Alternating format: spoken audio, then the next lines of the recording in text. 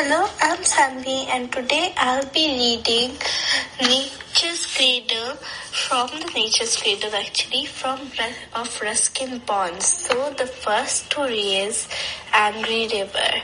In the middle of the river was a small island. The river swept around the island, sometimes clawing at its banks, but never going right over it. It was over 20 years since the river had flooded the island, and at the time no one had lived there.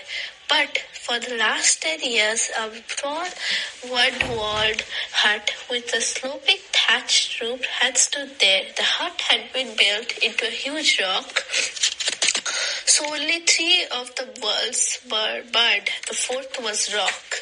Goats grazed on the short grass which grew on the island and on the prickly leaves of the thorn bushes. A few hens followed them about. There was a melon patch and a vegetable patch. In the island stood a people tree.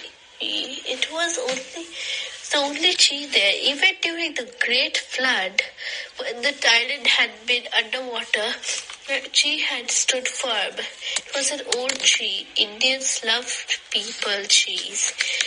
A sacred tree, the people, a board of spirits, good and bad. Don't yawn when you're sitting under the tree.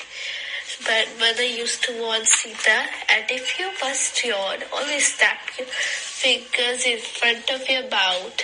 If you forget to do that, a spirit might jump down your throat. And what will happen? Asked Sita. It will probably ruin your digestion, said grandfather, who wasn't much of a believer in spirits.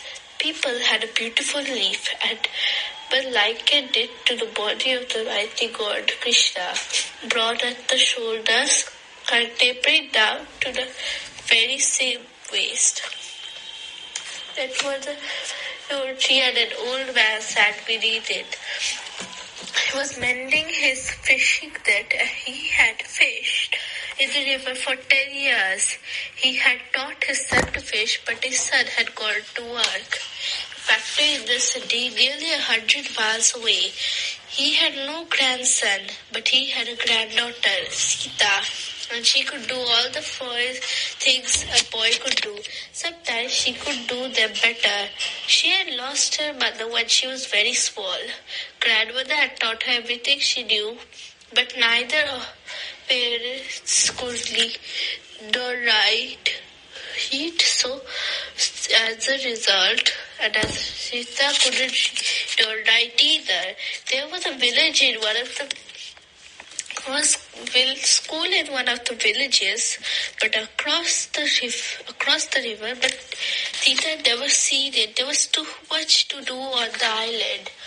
Grandfather mended his net. Sita was inside the hut, pressing her grandmother's forehead, which was hot with fever. Grandmother ill for 3 days and could not eat. Been ill before, but she had never been so bad. They noticed that grandmother had fallen in the sea. She tiptoed out of the bare feet and stood outside. Sky was dark with monsoon clouds. The monsoon rains had come early at the end of June. It was the middle of July and already the river was swollen. Its rushing water seemed nearer and more menacing than usual. Sita went to her grandfather and sat beside him beneath the peepal tree. When you are hungry, tell me, she said, and I will make the bread. Is your mother sleeps? She sleeps, but she will wake soon, for she is in great pain. The man stared out across the river, the dark green of the forest and the grey sky, and said, tomorrow, if she is not better, I will take her to the hospital at Shahganj. You may be on your own for a few days, but you have been on your own. Sita nodded gravely. She had been alone before, even during this rainy season. Sita was not afraid of being alone, but she did not like the look of the river. One day, when she had gone to fetch water, she had noticed that the river had risen. Grandfather, if the river rises, what will I do? You will keep to the high ground. The water reaches the high ground, then take the heads into the hut and stay there. Water comes into the hut, then climb into the cheaper tree. It is a strong tree. It will not fall. The water is higher than the tree. The goats, Grandfather, I'll be taking them with me. I will have to pay for good food and medicines for your grandmother. For the hens, if it is the same, put them on the roof, but don't worry too much. Then he patted Sita's head. The water will not rise high. Be back soon. Would grandmother come back? Yes, of course, but they may keep her in the hospital for some time. Towards evening, we had to rain again. Big pellets of rain scaring the surface of the river, but it was warm rain and Sita could move about in it, not afraid of getting wet. She rather liked it. The previous month, when the first shower had arrived, washing the dusty leaves on the tree and bringing out the good smell of the earth, she had been run about shouting for joy. She was used to it now and did a little tired of the rain, but she did not mind getting wet. About barefooted, bare-legged, she was very sure of her feet. Her toes had grown accustomed to gripping all kinds of rocks, slippery and sharp, and though thin, she was strong. She moved about in the pouring rain, chasing the hens into shelter between the hut. The harmless sprout slave funded out of its hole was moving across the open ground. Sita picked up a stick and scooped the stick up and dropped it between a cluster of rocks. She had no quarrel with snakes. They kept down the rats and frogs. When Sita finally went indoors, she was hungry. Some dried peas and warmed up some goat's milk. Grandmother woke once and asked for water, and Grandfather held the brass tumbler to her lips. It rained all night. The roof was leaky and a small puddle formed in the floor.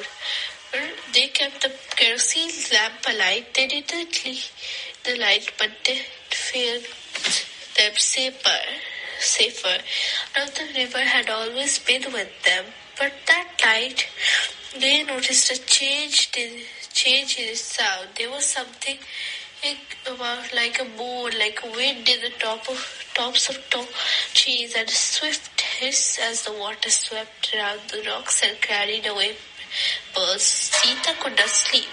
A rag doll made with grandmother's helps out of bits of old clothing. She kept it by her side every night. Doll was someone to talk to with, so long as sleep elusive. Indifferents were often ready to talk, but sometimes Sita wanted to have secrets, and though there were no special secrets in her life, she made up a few because it was fun to have them. Since there were no secrets in no other children in the island, Sita shared her secrets with the ragdoll whose name was Mumta. Then grandfather were asleep. Mumta whispered in the dark, starting one of her private conversations. Do you think grandmother will get again? Mumta always answered Sita's questions, even though the answers could only be heard by Sita. She is very old. Do you think the river will reach the hut?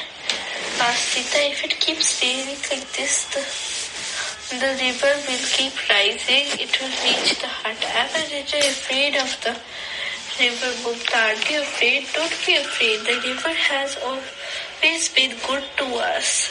What will we do if it comes to the hut? We will climb onto the roof.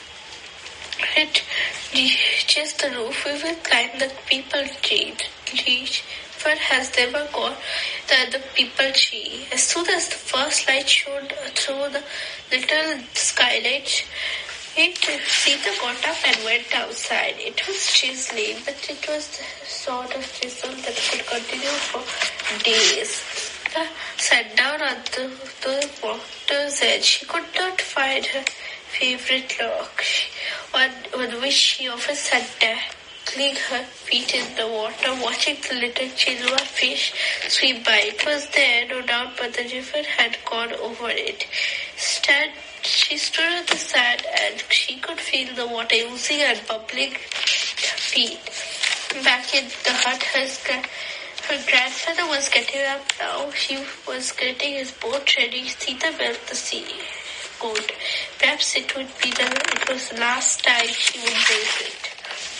And was just coming up when grandfather pushed off the boat. Grandmother lay on the floor. She was staring at Sita hard, trying to speak, but the words could not come out. She raised her hand like a blessing. The little boat with its 2 old people and 3 goats riding swiftly on the river moved slowly towards the opposite bank. It bobbed about on the river, getting smaller and smaller until it was just a speck on the broad river, and suddenly Sita was alone.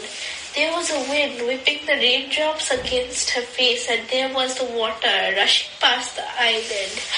There was a distant shore blurred by the wind, and there was a small hut, and there was the tree. Got busy. The hens had to be fed there and bothered about anything except food. Sita threw the handfuls of coarse kale and potato peelings and peanut shells. She took the broom and swept out the hut, lit the charcoal burners, warmed some milk, and thought tomorrow there will be no milk. She began peeling. There soon started sparting and pausing for a few minutes, glancing around the room. She became aware again that she was alone. For the hookah pipe stood by itself in one corner. It was a beautiful old hookah which had belonged to Sita's great-grandfather. It was their most valuable possession. Grandmother's sturdy shisha working wood looked in one corner. Sita looked around for Mumta, found a doll beneath the cot and placed her within her sight and hearing. Thunder rolled down from the hills. Boom, boom, boom. The gods of the mountains are angry, said Sita. Why do you think they are angry with me? Why should they be angry with you? Asked that they don't have a reason for being angry. We are so small. Do you think they know we are here? Who knows what the gods think? But I made you, said Sita. I know you were here. And will you save me if the river rises? Of course, I wouldn't go anywhere without you, Mumta. Sita couldn't stay indoors for long. She went out, taking Mumta with her, and stared out across the river to the safe land the other side. The river had crept over its banks and spread far across the flat plain. Far away, people were driving their cattle through flooded fields, carrying their belongings in bundles, leaving their homes, making for high land. It wasn't safe anyway. She wondered what had happened to grandfather and grandmother. She wondered if she would ever see grandmother again. She had done her best to look after the old lady. Remembering the times her grandmother had looked after her, had gently touched her fevered brow, and had told her stories. Stories about the gods, young Krishna, friend of birds and animals, and Indra, lightning and thunder, Ganesh, the elephant's head, and Hanuman, the monkey god. Would Grandma return to tell her more about them? The planet looked much smaller now. In parts, the mud banks had quickly dissolved, sinking into the river, but in the middle of the island there was rocky ground, and rocks were never purple. They could only be submerged. In the space of the rocks grew the tree. They climbed into the tree to get a better view. She had climbed the tree many times and it took her only a few seconds to reach the higher branches. She put her hands on her eyes to shield them from the rain and gazed upstream. There was water